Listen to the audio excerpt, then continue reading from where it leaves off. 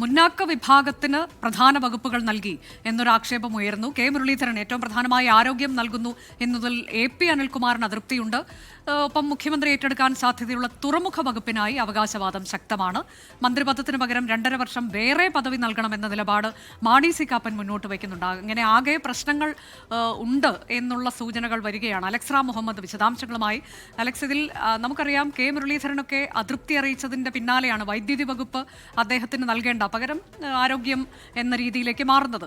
അപ്പോൾ വൈദ്യുതി വകുപ്പ് തനിക്ക് വേണ്ട എന്ന് വളരെ സീനിയറായ AP അനിൽകുമാർ പറയുകയാണ്. അങ്ങനെ കൂടുതൽ പ്രശ്നങ്ങളിലേക്ക് ഈ വകുപ്പ് വിഭജനം പോകുന്നു എന്നതിൻ്റെ സൂചനകളാണ് വരുന്നത്. ഒപ്പം ഘടകകക്ഷികളുടെ ഭാഗത്തു നിന്നും പ്രശ്നങ്ങളുണ്ട്. മാണി സി കാപ്പൻ ഇതിനോടകം തന്നെ അതൃപ്തി പലകുറി മാധ്യമങ്ങൾക്ക് മുന്നിൽ പ്രകടിപ്പിച്ചതാണ്. അദ്ദേഹം ഇന്നലെയും പറയുന്നുണ്ടായിരുന്നു ടേം വ്യവസ്ഥയോട് തനിക്ക് യോജിക്കാൻ കഴിയില്ല, പക്ഷെ തൽക്കാലം ആണ് നടക്കാൻ പോകുന്നത് എന്ന്. പക്ഷേ മറ്റൊരു പദവി എന്ന് പറയുമ്പോൾ അദ്ദേഹം ഉദ്ദേശിക്കുന്നത് എന്താകാം?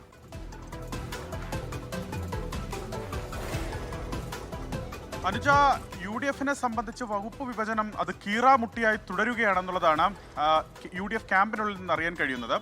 ഉന്നത വിദ്യാഭ്യാസം ഫിഷറീസും വെച്ചുമാറുന്ന ലീഗ് കോൺഗ്രസ് ധാരണ അത് നടപ്പിലായിട്ടില്ല. തർക്കം ഇരു പാർട്ടികളിലും തുടരുന്നു.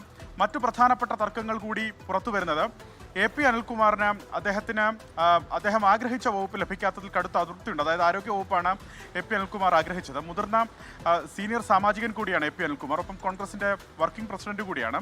അദ്ദേഹത്തിന് ആരോഗ്യ വകുപ്പ് ലഭിച്ചില്ല. പകരം വൈദ്യുതി വകുപ്പിലേക്ക് അദ്ദേഹം എത്തുന്നു എന്ന സൂചനയാണുള്ളത്. ആ തരത്തിലാണ് ആലോചനകൾ നടക്കുന്നത്. അതായത് ഈ പ്രധാനപ്പെട്ട വകുപ്പുകൾ അത് മുന്നോക്ക വിഭാഗത്തിന് മാത്രമാണ് നൽകിയതെന്ന ആക്ഷേപമാണ് പ്രധാനമായി കോൺഗ്രസിനുള്ളിൽ ഉയരുന്നത്. മുസ്ലിം, ക്രിസ്ത്യൻ, നായർ വിഭാഗങ്ങൾ പ്രധാന വകുപ്പുകൾ പങ്കുവച്ചു എന്ന ആക്ഷേപമാണ് നിലനിൽക്കുന്നത്. പിന്നാക്ക വിഭാഗങ്ങളെ അവഗണിച്ചു എന്നുള്ളതാണ് അവരുടെ പ്രധാനപ്പെട്ട ആരോപണം. അതിൽ KA തുളസിക്ക് SC/ST വകുപ്പ്, ഒപ്പം AP അനിൽകുമാറിന് വൈദ്യുതി വകുപ്പ്.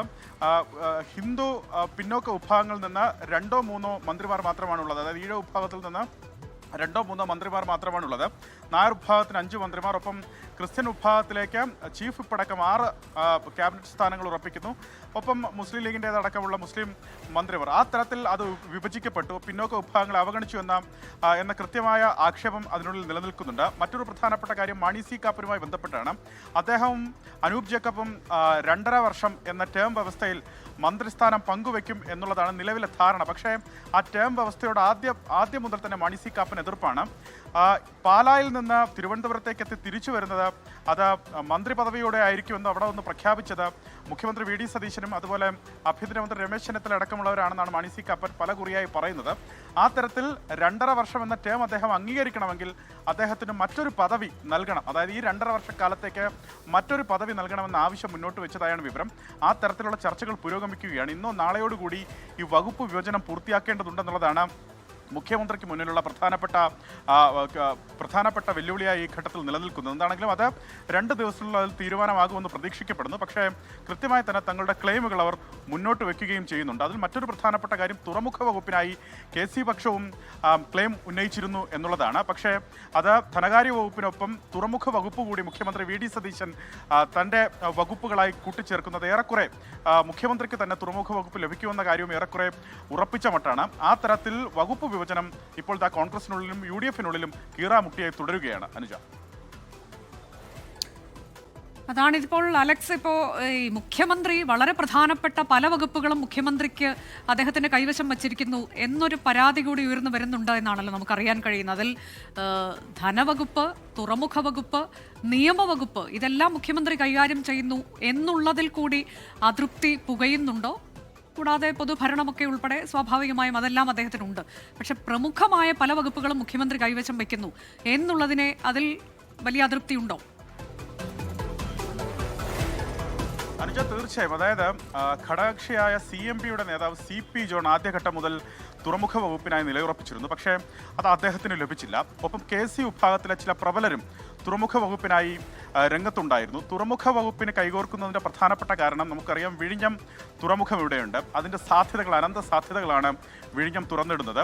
അതൊരു പ്രധാനപ്പെട്ട വകുപ്പായി തന്നെ കയ്യിൽ വെക്കുക എന്നുള്ളത് എല്ലാ പക്ഷവും തീരുമാനിക്കുന്ന പ്രധാനപ്പെട്ട കാര്യമാണ്.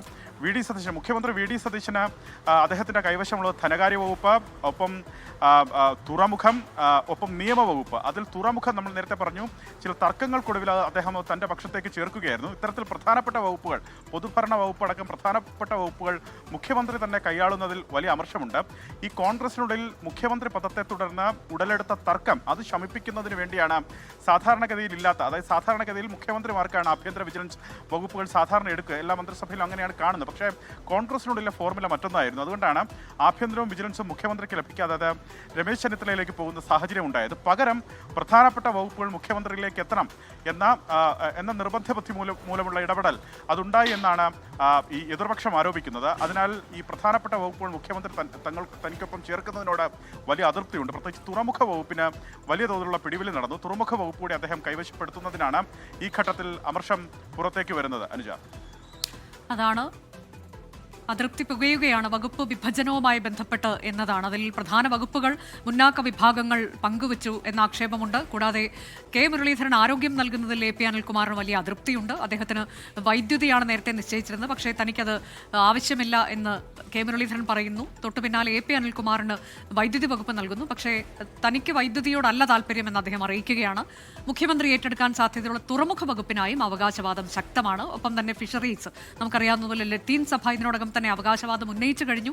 തങ്ങളുടെ സമുദായത്തിൽ നിന്നുള്ള ഒരാളാകണം, കടലിനെ അറിയുന്നവരും തങ്ങളുടെ പ്രശ്നങ്ങൾ അറിയുന്നവരുമാകണം മന്ത്രി എന്നൊക്കെയുള്ള കാര്യങ്ങൾ അത് ഇന്നലെ വീണ്ടും അവരുടെ പ്രതിനിധി മാധ്യമങ്ങൾക്ക് മുന്നിൽ അത് വ്യക്തമാക്കുമ്പോൾ ഏത് തരത്തിലേക്കാകും പ്രശ്നപരിഹാരം എന്നത് നമുക്കറിയില്ല. ഒപ്പം ഉന്നത വിദ്യാഭ്യാസം അത് ലീഗിൽ നിന്ന് ഏറ്റെടുക്കുകയാണോ കോൺഗ്രസ് ചെയ്യുക, അങ്ങനെയെങ്കിൽ പകരം ഫിഷറീസ് തങ്ങൾക്ക് വേണമെന്നാണ് ലീഗ് പറയുന്നത്. അപ്പോൾ ഈ ലത്തീൻ സഭ മുന്നോട്ട് വെച്ചിട്ടുള്ള ആവശ്യം നടക്കില്ല. ഇങ്ങനെ പലതരത്തിലുള്ള ആശയക്കുഴപ്പങ്ങൾ അവിടെ രൂപപ്പെടുന്നുണ്ട്.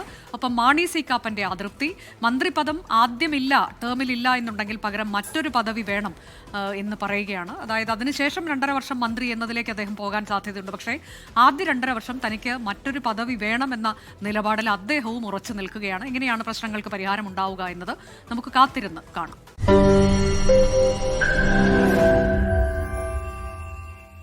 ലോകത്തെവിടെയായാലും ഏത് സമയത്തും 24 വാർത്തകളും ഓഗ്മെന്റഡ് റിയാലിറ്റി പാക്കേജുകളും എക്സ്പ്ലെയിനറുകളും വിശദമായി കാണാൻ ഞങ്ങളുടെ YouTube ചാനൽ നിങ്ങൾക്ക് സബ്സ്ക്രൈബ് ചെയ്യാം.